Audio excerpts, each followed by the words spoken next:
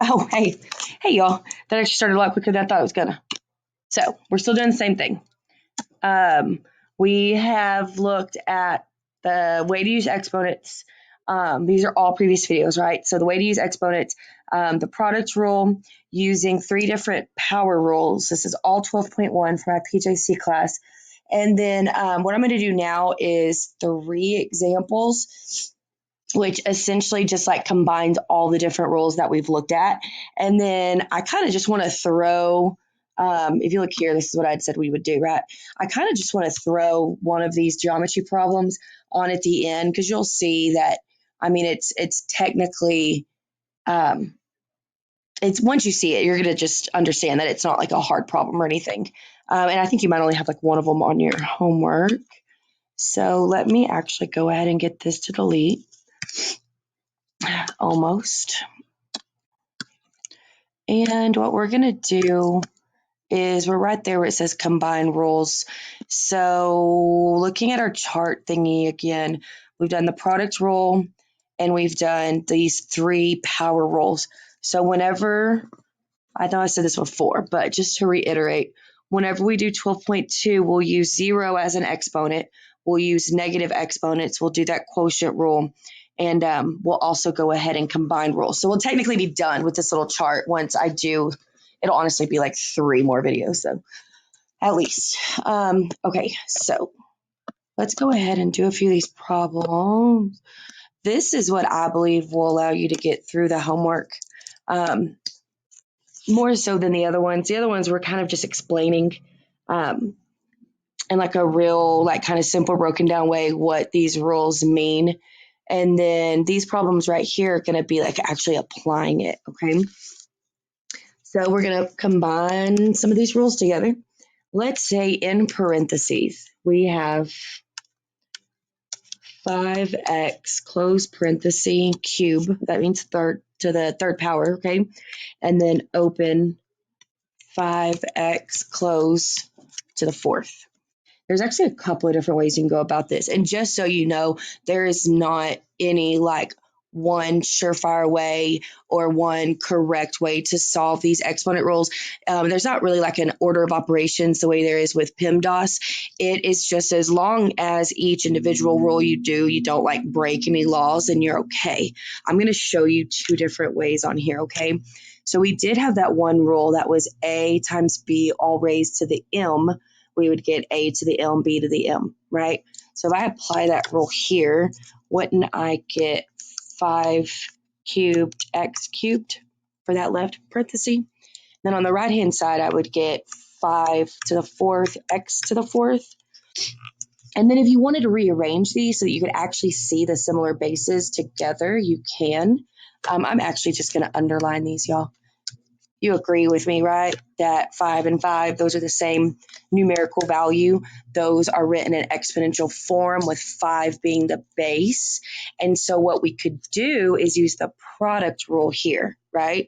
It said if you had the same bases, you would keep the base, add the powers. So you would keep, I will do this in red, y'all, so it matches. You would keep the base, and if we add, we get 3 plus 4, right? I'll actually go ahead and go right here, wrong color. Go right here, we would get 5 to the 7th power. And then if you notice in our problem, I'll underline in purple, we have an x cubed and an x to the 4th. X and x, same variable. Those would be considered the same bases.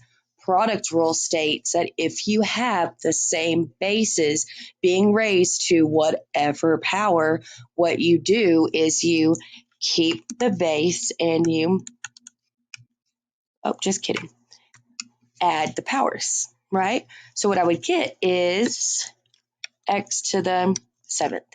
Now, this would be written in exponential form. I don't have my calculator near me. It's going to be a super huge number. It'd basically be 625 times 5 and then times another 5.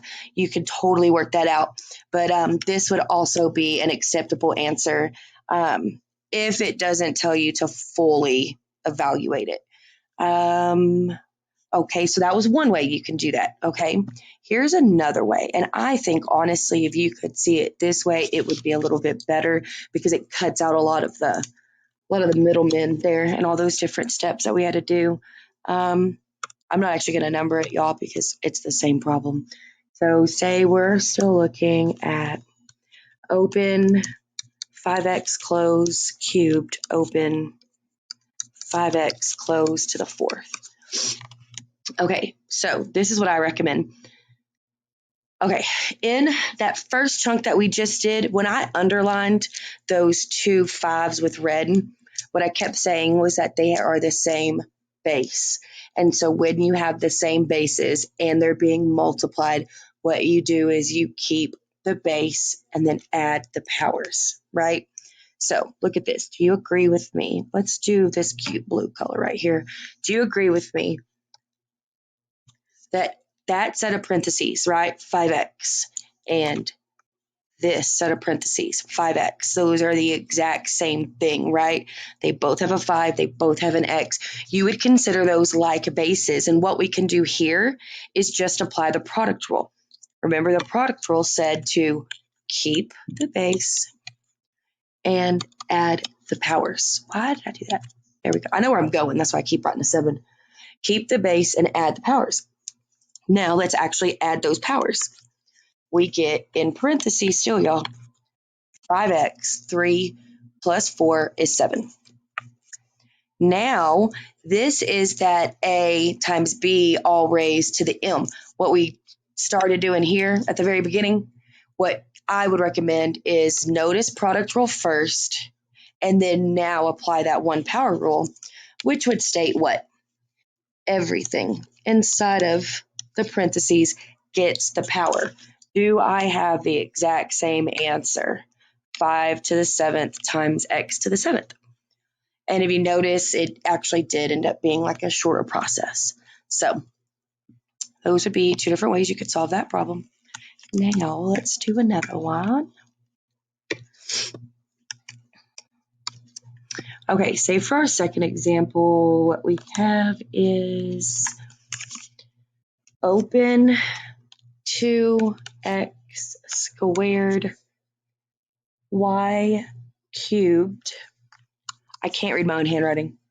Open 2x squared y cubed, close, raise it to the fourth power, open 3x y squared, close, cube it. Okay, wait. So what we have here is we have two sets of parentheses, and they're both being raised to powers.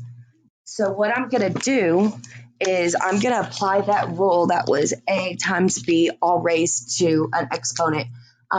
Everything would get that exponent. This is an example of me saying it might not just be two terms, right? Because if you notice here, I've got multiple different terms in both sets of my parentheses. So, but I'm just going to do what it says. If you agree with me, 2, that's a term. X squared is a different term. And then y cubed is a different term. Right? I've got 3 different terms on the inside. So what I'm going to do is I'm going to raise all of those to the fourth power.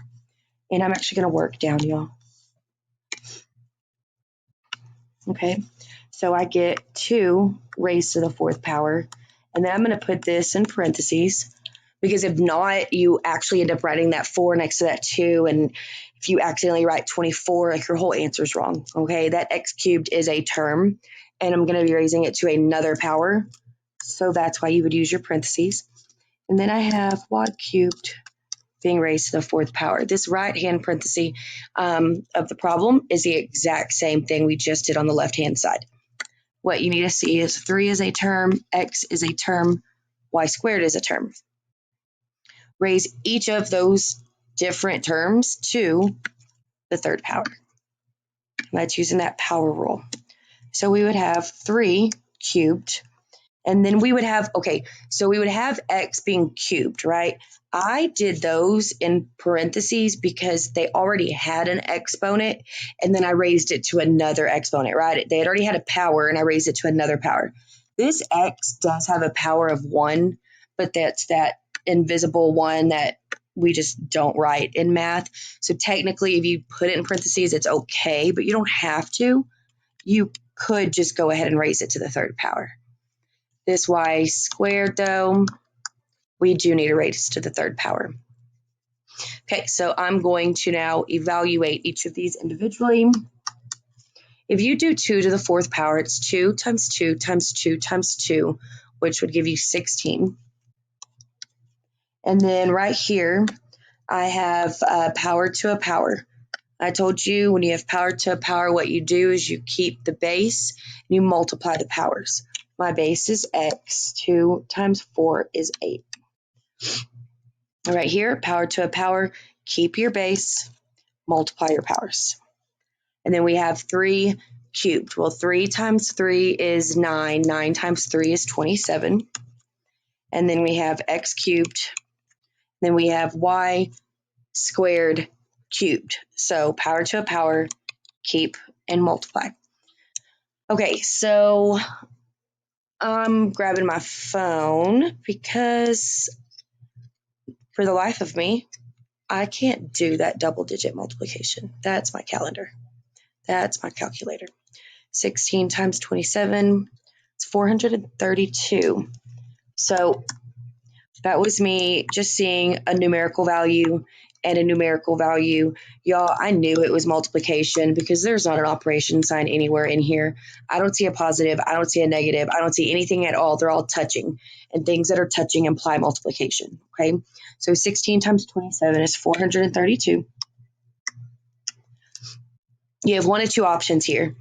You can really trust yourself when it comes to the product rule.